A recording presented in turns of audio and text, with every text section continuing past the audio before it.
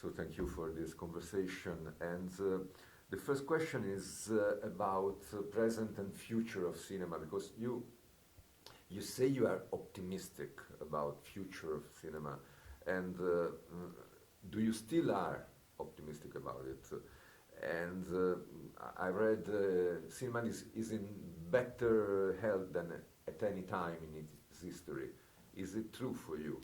Is it? Cinephilia is in better health at any time of history. It's a golden age, a perfect time to be a movie lover, because when you and I were young, we had to wait a long time to see a film. Now a film, you can see it within 10 seconds. So, you know, to love cinema today is a great time. More generally, I say that cinema is very young. You know, it's in its adolescence compared to many of the other art forms. It's just beginning. So its future is ahead of us, and we don't know what that future will be. Also, because of changes in society and in technology, the single channel, or maybe cinema was just a few, like a river, and now it's spreading into deltas. There are multiple channels. More types of human beings are making films in more different countries, and therefore, this cinema is becoming a multiverse. Now, of course, there are problems with cinema in the 21st century, but I want cinema to be a delta. I want it to be a multiverse. So we were talking about present and future of cinema, yeah. And did you follow the main film festivals like Cannes, like Venice, and the prizes like movies like Titan, who won Cannes, or Nomadland, who won Venice, and then the Oscars? So what interested you in the very recent prizes, prize winners, movies? I think the prizes in the big festivals, I think, have been well allocated recently. I think Titan is fantastic. Even as a film about body and about dancing, just see it as a musical. The dance sequences are great. Of course, everybody has commented on the fact that more women are getting the top prizes in festivals, and brava to that, you know, because as we know, I made, you know, that women have been pushed to the side in film history. I made a 15-hour film on this very subject. So I think the prizes in festivals are slowly reflecting the very welcome change in film culture about the people who sit behind the camera, the people who choose content. You know, I think that's good. I haven't seen what all the prizes are, but I'm very glad to see that new voices in cinema are being given big awards.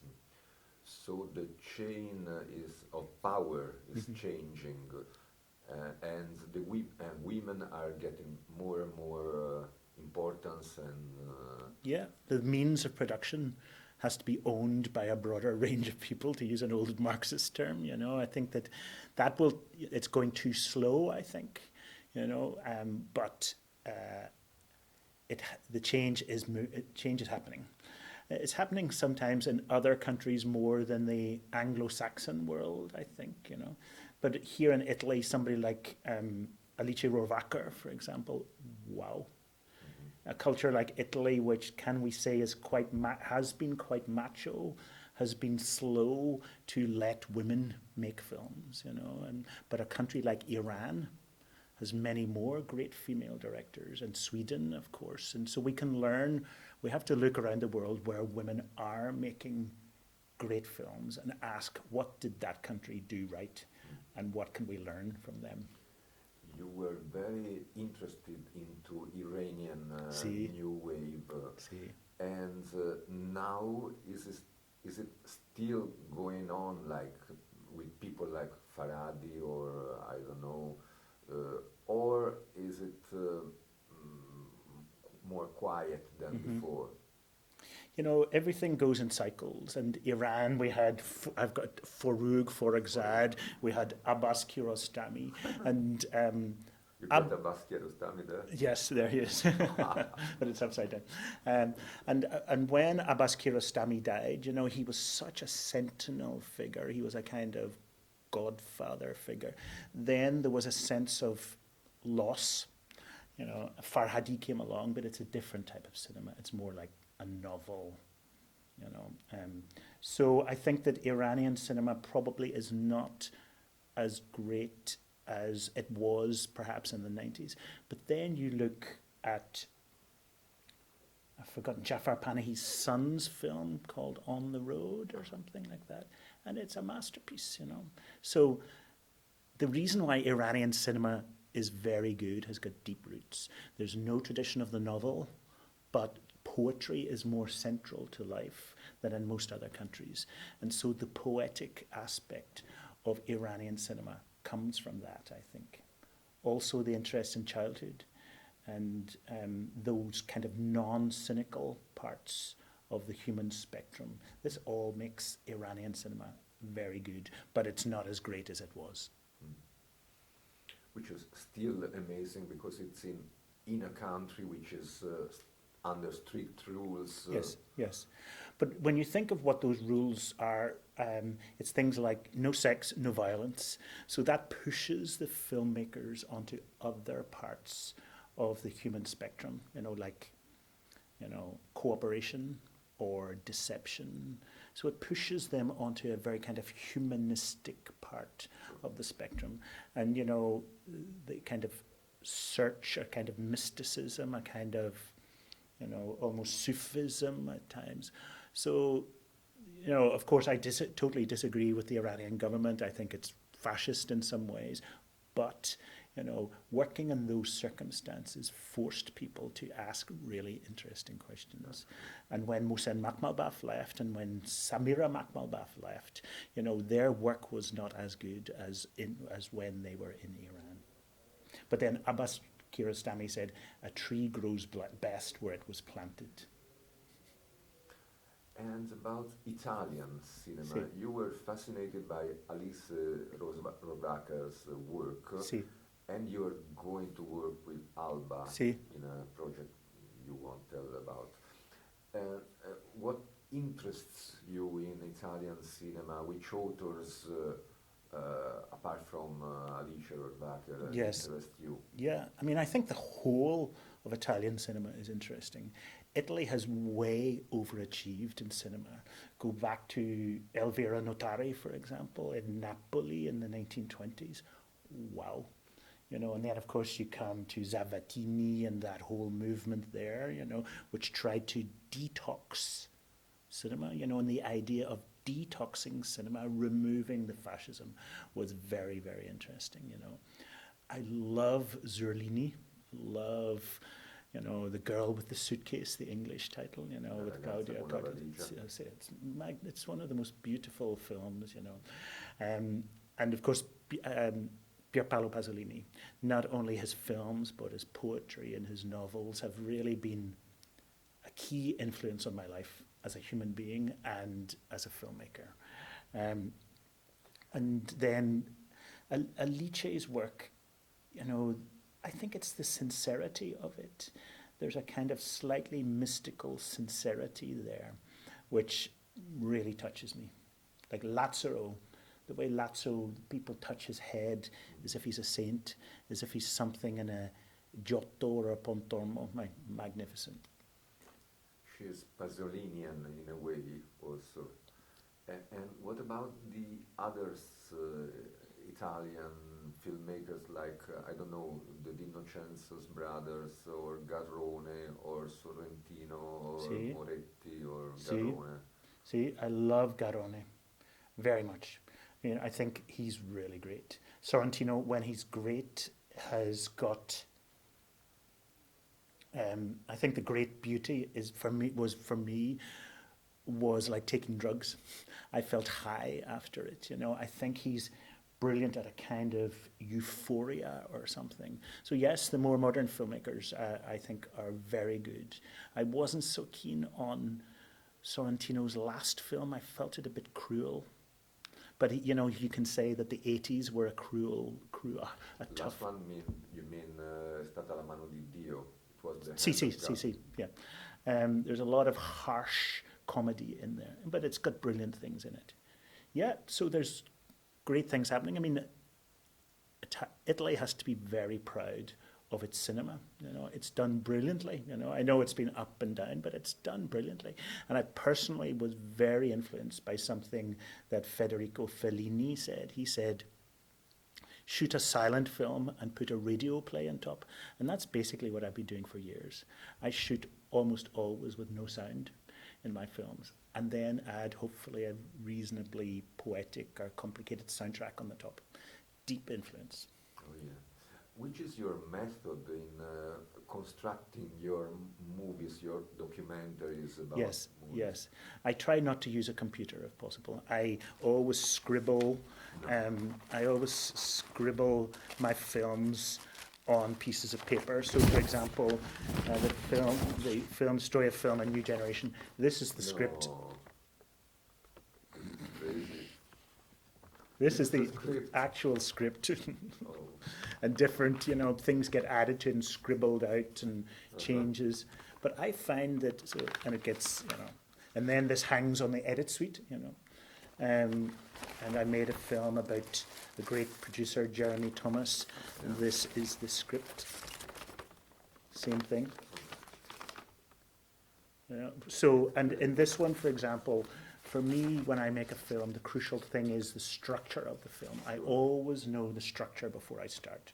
It's like you start a building with a blueprint, Sure. So in the Jeremy Thomas film, prologue, and then it's in series of chapters. Second chapter is cars, third chapter is sex, fourth chapter is politics, etc. And I stuck to that exactly in the edit.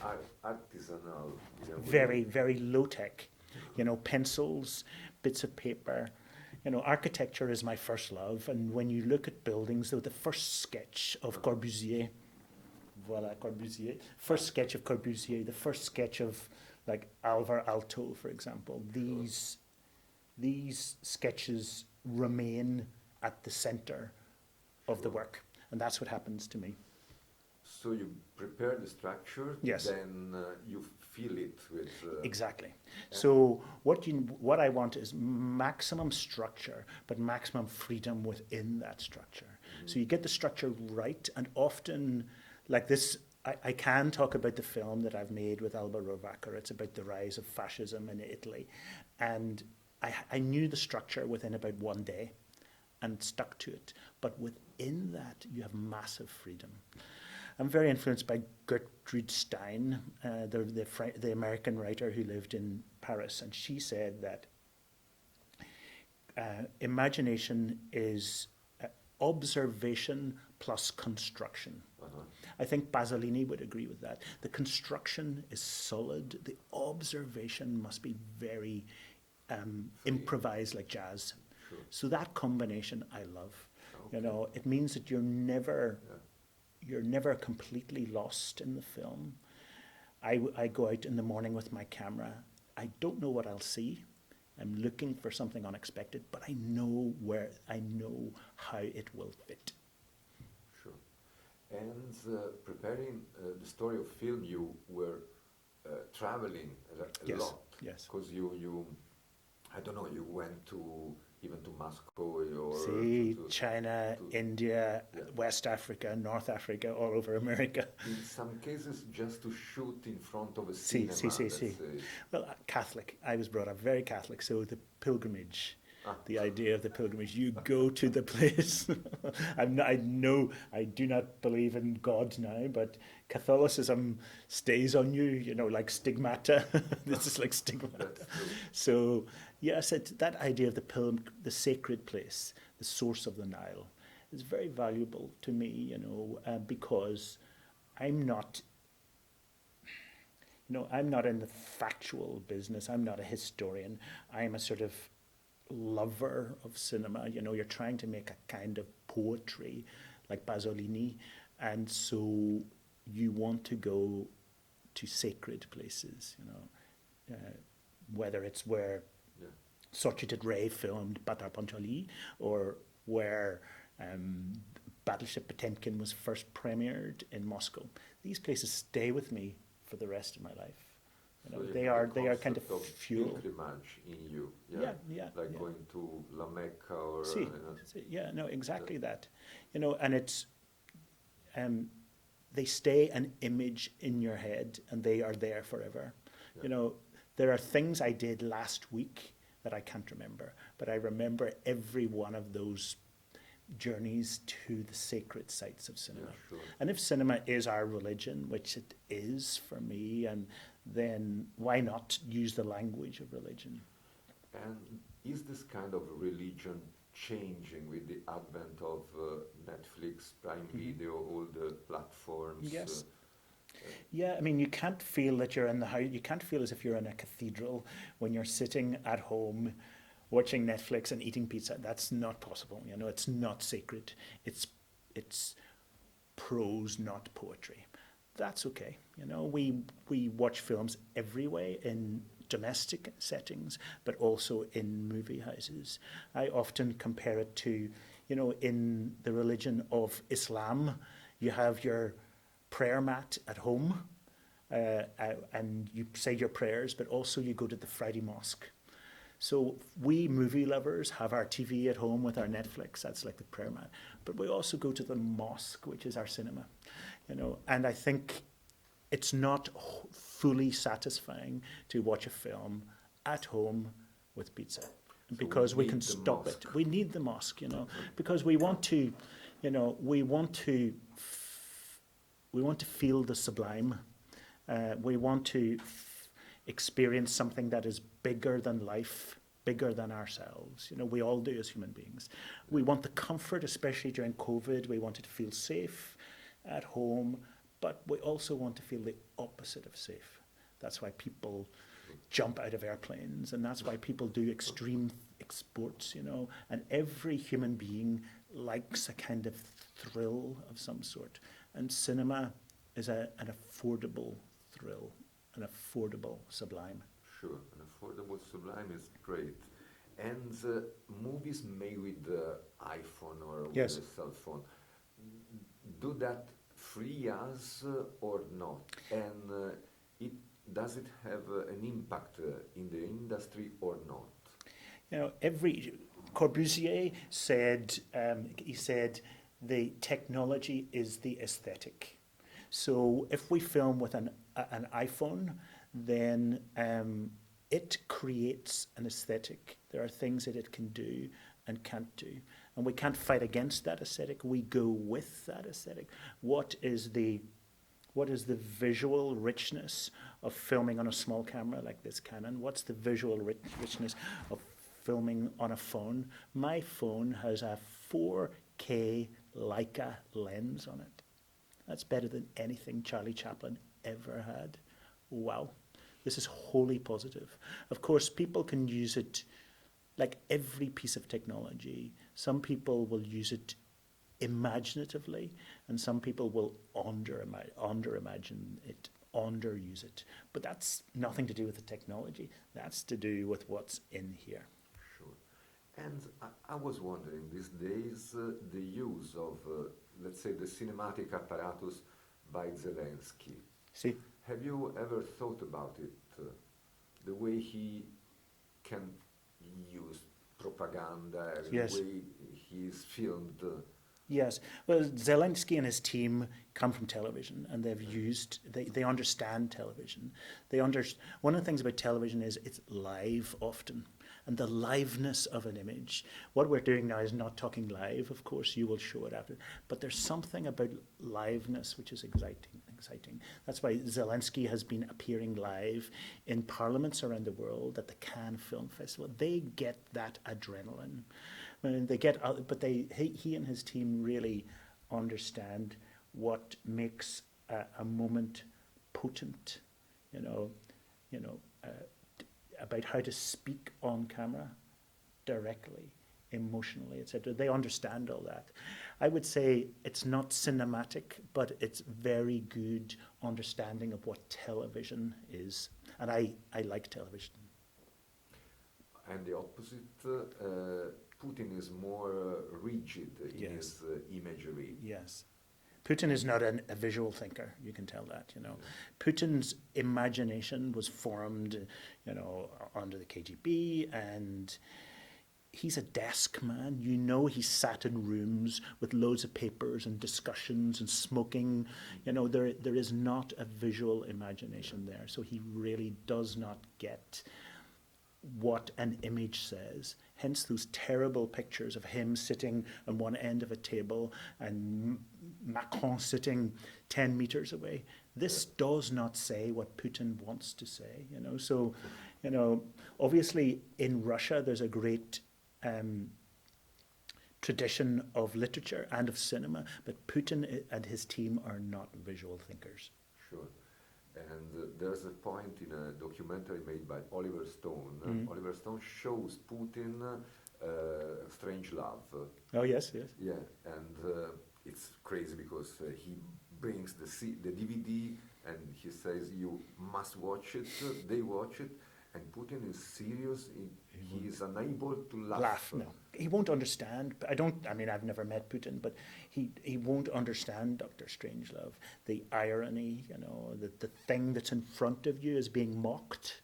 If you're a really verbal person, you need to be told that this is mockery or this is irony, otherwise you won't get it. Yeah, that's true. And the failure of the 3D, Yes. 3D cinema is no more relevant. So what do you think about it? Well, again, 3D is a technology which can be used imaginatively, poetically, or not. You know, Wim Wenders used it beautifully for his film on Peanut Bausch, and Werner Herzog used it well, Jean-Luc Godard. People have used 3D brilliantly. I was lucky enough to know a filmmaker called André de Toth, who was from the 1950s and 60s, and he directed House of Wax 3D, one of the great American 3D films, and he had only one eye, so he could not see 3D, No. but he made a great 3D film. Why? Because he understood it. He was a visual thinker. I'm coming back to this theme of visual thinking, you know. He thought with the image, and even though he couldn't see the 3D effect, he knew that it's about this axis, in, out. It's not that way, it's not that way, it's that way. So he got it. You know, and I think visual thinking, it's not even a phrase that is often used. When we think of thinking, we think of it as invisible, you know, but it's not. For lots of us, it isn't. Lots of us who are maybe not good at reading. I was never a good reader at school, you know, very slow reader. But I was a very good visual thinker. And I think footballers are very good visual thinkers. You know, engineers, motor mechanics, filmmakers, painters, you know, all those people who were probably bad at school are good visual thinkers. Yeah, sure. Architects too. Architects, exactly. And you were on the point of having troubles with your view. Yes. So this eye started to get very cloudy very fast. It was a cataract, but usually you get a cataract in your late 60s or 70s. This happened in my early 50s. So I was scared, you know. Looking is one of the great joys in my life. You know, really, looking is a kind of, it's a way of holding on to life and not getting too locked in your own head. I thought, is that going to go? So I had an eye operation, and they fixed the contacts, the lens, and of course, because I'm a filmmaker, we filmed it, and then we made a film called The Story of Looking, which is centered on my eye operation. But when my eye started to get bad, I felt a kind of fear. And that fear was very interesting, the fear of losing touch with reality. You know, and as you get older, you know, it can be more difficult to see or climb mountains, but that grasp of reality is something that Pier Paolo Pasolini talks about all the time, that idea that you must hold onto it in some way, you know. And he meant it in a political sense, and so do I. But it's also it's also about mental health. Sure. You know, if I'm feeling sad, I'll go out in the morning and watch people going to work and people selling things in a marketplace, and suddenly I feel the richness of the lived experience. That's looking. And now the cataract problem is over. Super good. This is like super good. This is, you know, the cataract with the lens they put in is slightly long. So this is like my Robert Altman eye, and this is my Orson Welles eye. I'm an expert on cataracts. Are you? I did too. You've had both? Yeah, I did detachment of retina. Oh, too. did you? Oh, Yeah, but they're okay now? quite okay. Yes? Yeah, don't see so much. Ooh. And do you know the story of Filoteo Alberini? No. Don't think This so. was an Italian guy who invented cinema before the Lumiere, like many others, but he was a really early pioneer, and he made projects. Then he went to Lyon to involve the Lumiere brothers in it, and they used the drawings and the idea. And he asked for, how to say, brevetto, the legal paper Si. for his invention, and the Italian state took 1 year and a half to give it to him, The copyright? the copyright. So he was late, but this is an interesting story. I can write you something about it. I will look it up. Yeah. Wow. And And then Louis Le Prince claims that he also, and some of these Skalovskis in Germany, but that sounds like very... Slavanovsky. Yeah, see. yeah, and Le Prince was probably killed, no? I think so. Yeah. There's a film coming out on this or something, yes. Yeah, and- he had a film yeah, with him yes. in the train from, I don't know, one place in France to Paris. See, Then he wanted to go to the States. Yes. And did you see Belfast by Kenneth See, Branagh? I did, yes. What did you think about it? So I was very worried. I had made a film about Belfast, and I Yeah. come from Belfast. And the production company, Universal, put it on for me alone, because they wanted... So I sat in a cinema on my own and watched it. And about halfway through, I started to cry, and I couldn't stop.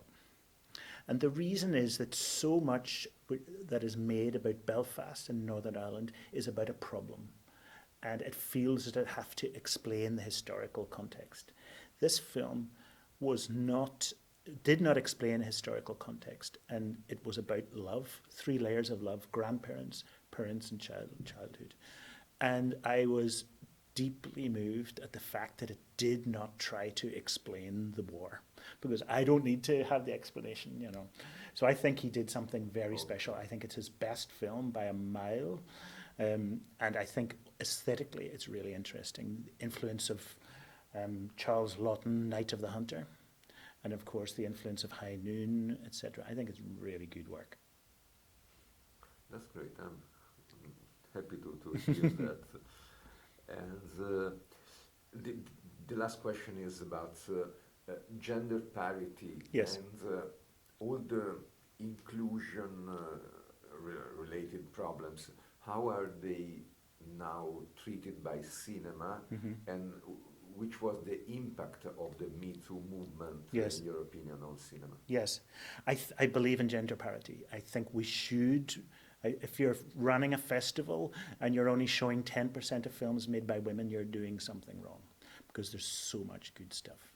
I'm pleased to see that lots of festivals, when they do a retrospective, are showing women. So, for example, Kinyo Tanakia, who was, you know, and Kira Muratova.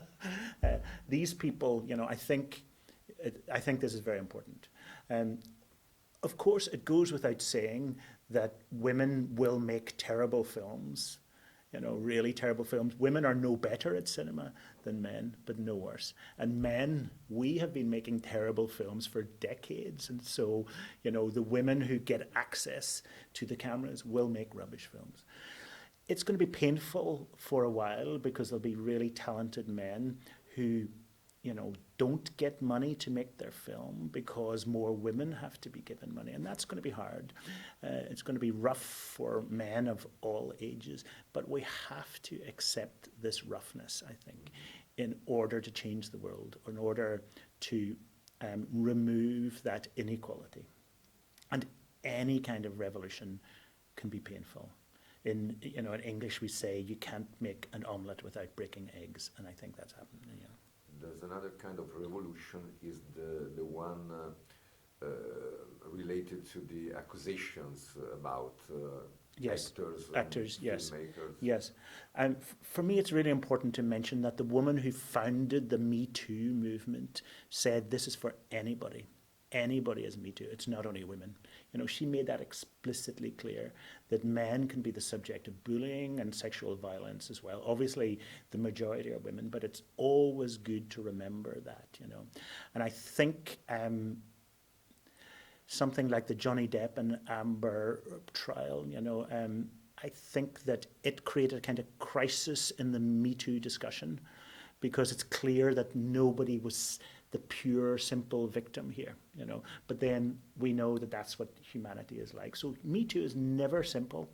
It's going to have to change and respond to changing circumstances. And it also has to remember that victimhood is not a female thing only. That's really important because there are lots of men who have been hurt and they feel as if their voices haven't been heard. And there are some careers which has been damaged, yes. Destroyed yeah, in a way. Yeah. Well, you know, I think that, I mean, it's an obvious example to you. So we can say that there are people who are not very nice human beings, but they've made great cinema. You know, somebody like Bernardo Bertolucci, for example, you know, was a lovely, I knew him well, and he was a, you know, but I think the way he treated Maria Schneider on Ultimo Tango was bad. You know, and we can say this is bad.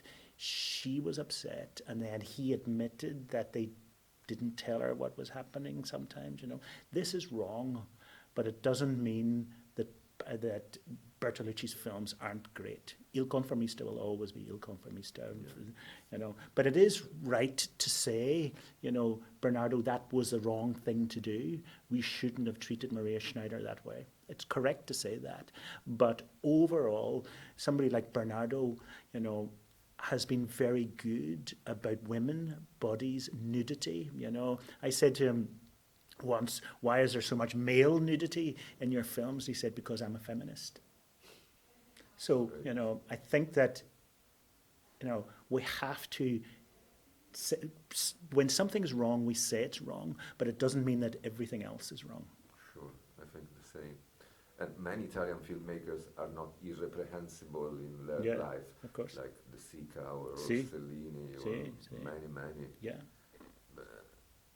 Yeah, De Sica had 2 families, Rossellini had 3 wives. Yeah. And yeah.